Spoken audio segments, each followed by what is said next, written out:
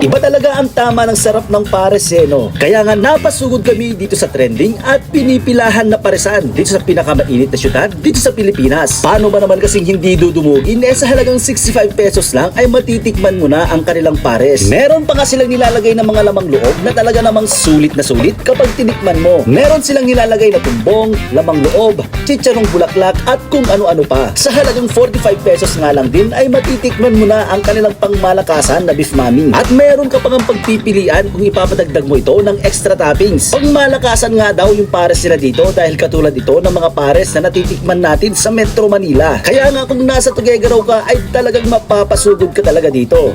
Sa paghahanap nga natin ng masarap at murang kainan dito sa may Tuguegarao City, napasugod nga tayo dito sa may Bonifacio Street, 103, Tuguegarao City, tapat ng St. Clair Review Center para tikman itong masarap na pares na kapag tinikman mo daw ay